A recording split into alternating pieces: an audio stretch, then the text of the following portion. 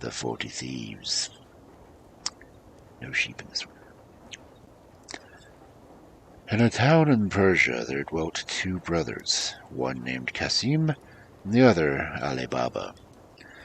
Qasim was married to his rich wife and lived in plenty, while Ali Baba had to maintain his wife and children by cutting wood in a neighboring forest and sowing it in the town. One day, when Ali Baba was in the forest, he saw a troop of men on horseback coming toward him in a cloud of dust. He was afraid that they were robbers and climbed up into a tree for safety. When they came up on him and dismounted, he counted 40 of them. They unbridled their horses and tied them to trees. The finest man among them, who Ali Baba took to be their captain, went a little way among the bushes and said, "Open Sesame," so plainly that Ali Baba heard him. A door opened in the rocks, and having made the troop go in, he followed them, and the door again shut itself. They stayed there for some time, and Ali Baba, fearing that they might come out and catch him, was forced to sit patiently in the tree. At last the door opened again, and the 40 thieves came out. As the captain went in the last, he came out first, and made them all pass him. Then he closed the door, saying, "Shut, Sesame!" Every man bridled his horse and mounted, and the captain put himself at their head, and they returned as they came. Then Ali Baba climbed down and went to the door concealed by the bushes, and said, "Open Sesame!" And it flew open. Ali Baba, who expected a dull, dismal place, was greatly surprised to find it large and well lighted, hollowed by the hand of man in the form of a vault, which received the light from the opening in the ceiling. He saw rich bales of merchandise, silk, stuffed brocades, all piled together, and gold and silver in heaps, and money in leather purses. He went in, and the door shut behind him. He did not look at the silver, but brought out as many bags of gold as he thought his asses, which were browsing outside, could carry, loaded them with the bags, and hid all with the faggots. Using the words, "Shut, Sesame," he closed the door and went home. Then he drove his asses into the yard, shut the gates, and carried the money bags to his wife, and emptied them out before her. He bade her keep the secret, and he would go and bury the gold. "Let me measure it first," said his wife. "I will borrow a measure of someone while you dig the hole." So she ran to the wife of Qasim and borrowed the measure. Knowing Ali Baba's poverty, the sister was curious to find out what sort of grain his wife wished to measure, and artfully put some sweat in the bottom of the measure.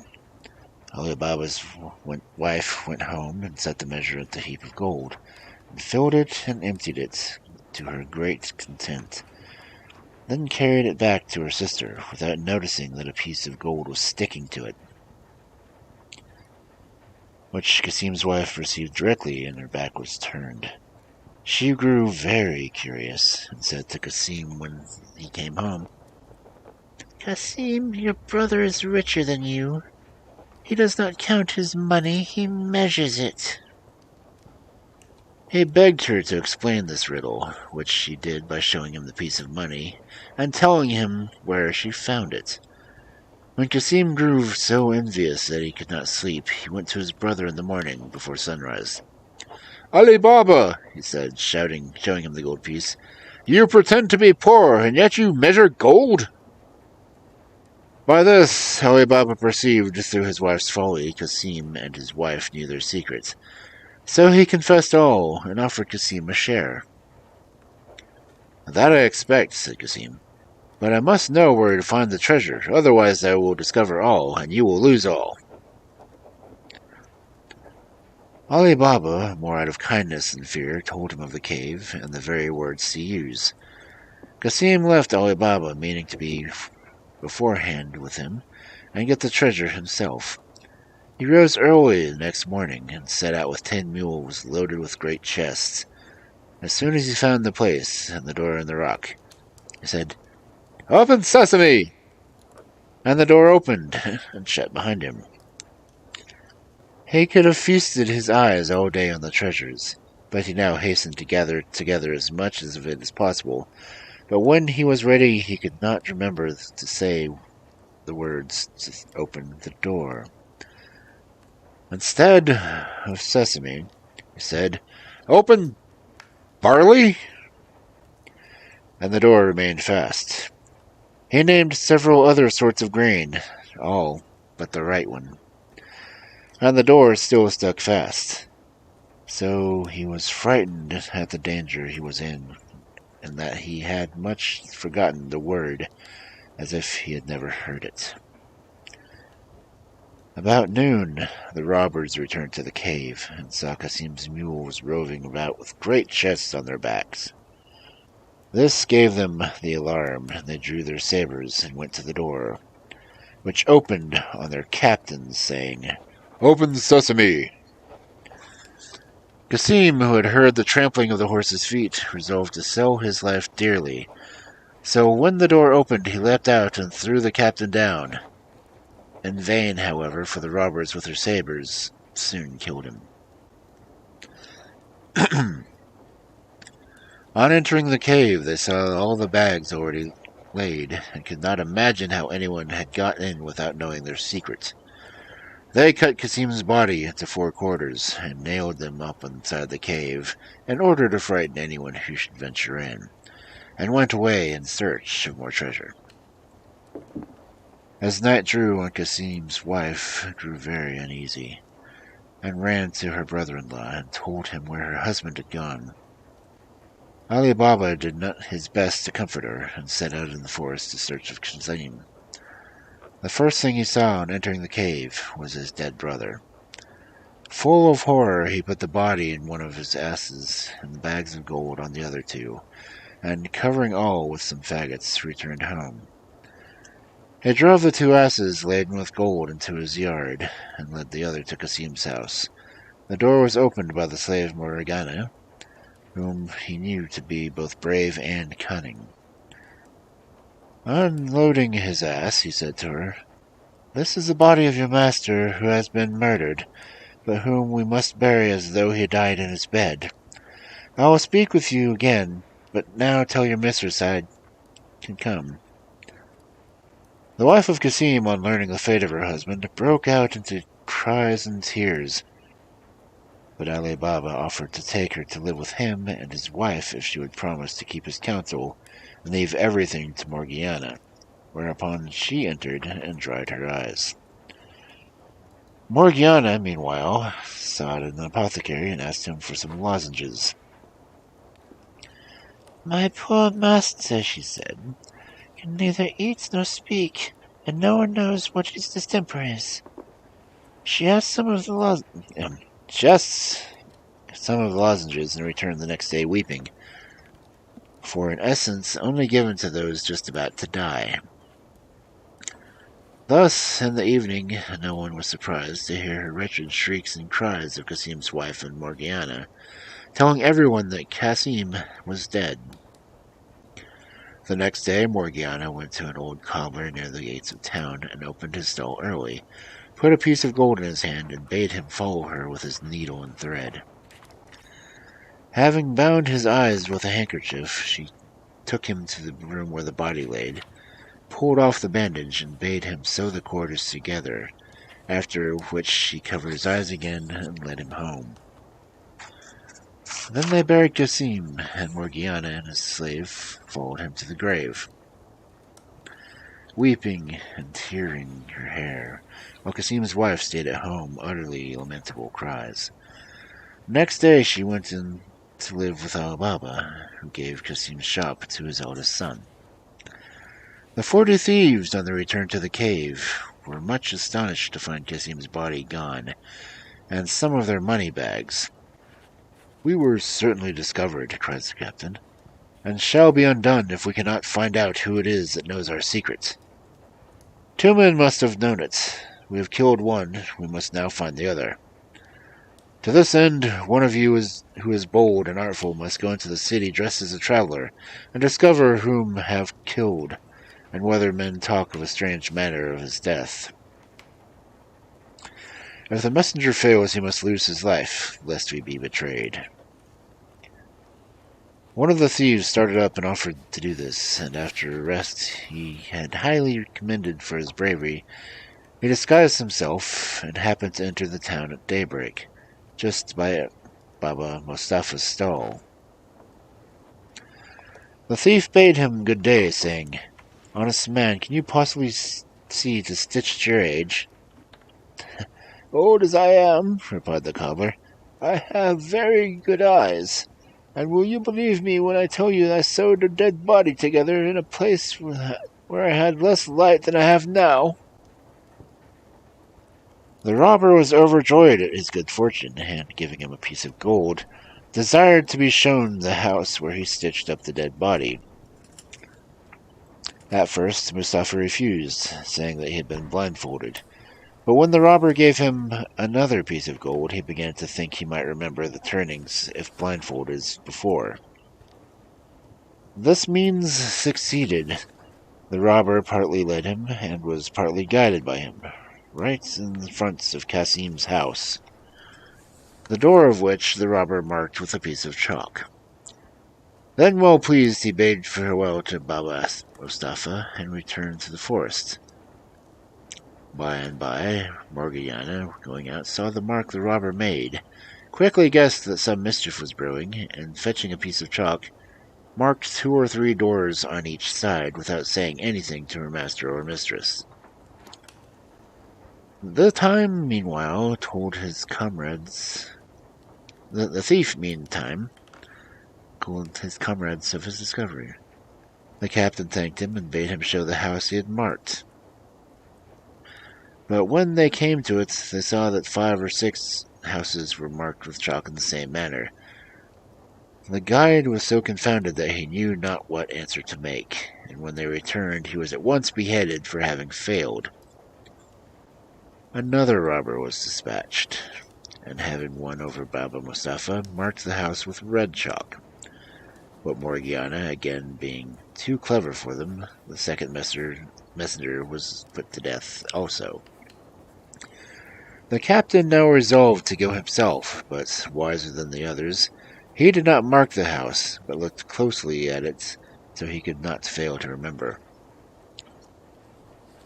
He returned and ordered his men to go into the neighboring villages and buy 19 mules and 38 leather jars, all empty except one, which was full of oil. The captain put one of his men, fully armed, into each, rubbing the outside of the jars with oil of the fuel vessel. Then the 19 mules were loaded with the 37 robbers in jars, and the jar of the oil, and reached town by dusk.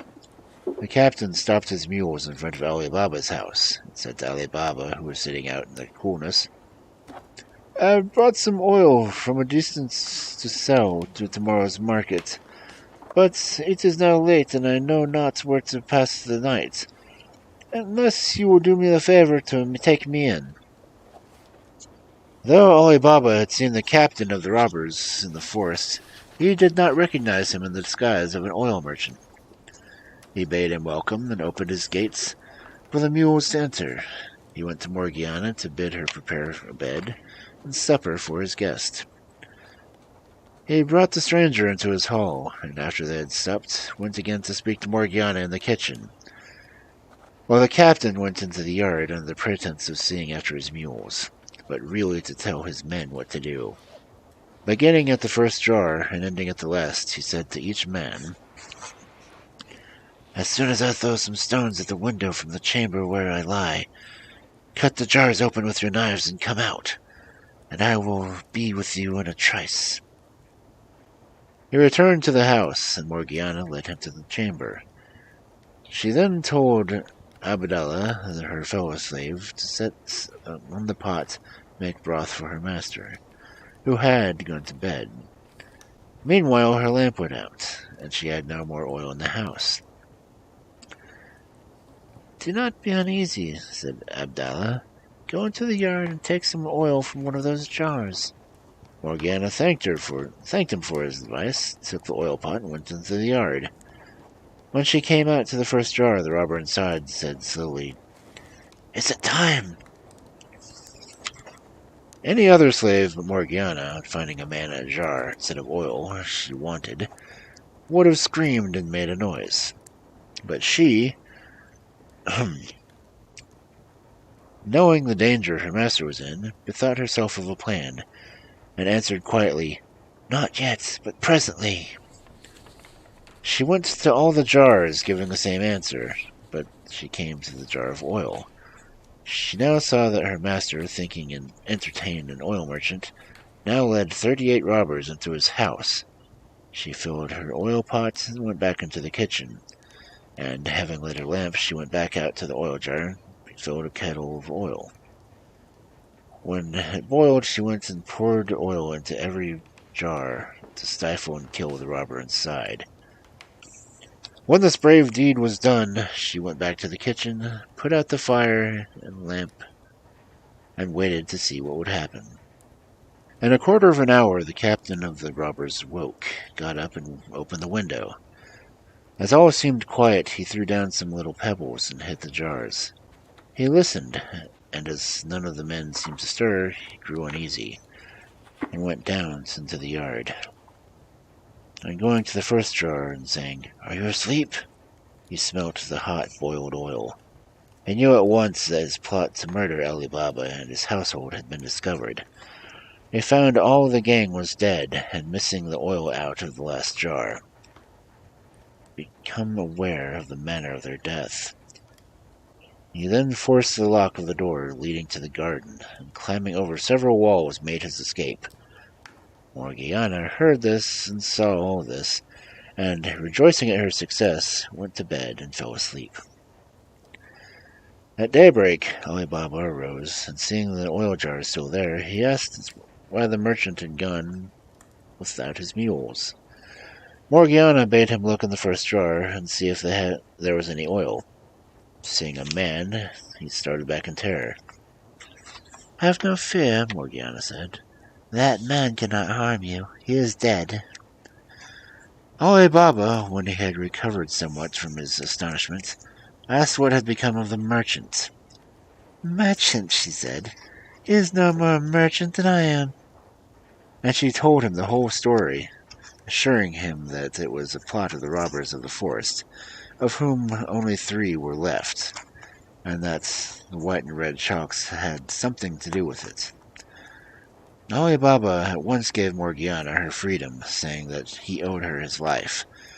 Then they buried the bodies in Ali Baba's garden, while the mules were sold in markets by his slaves.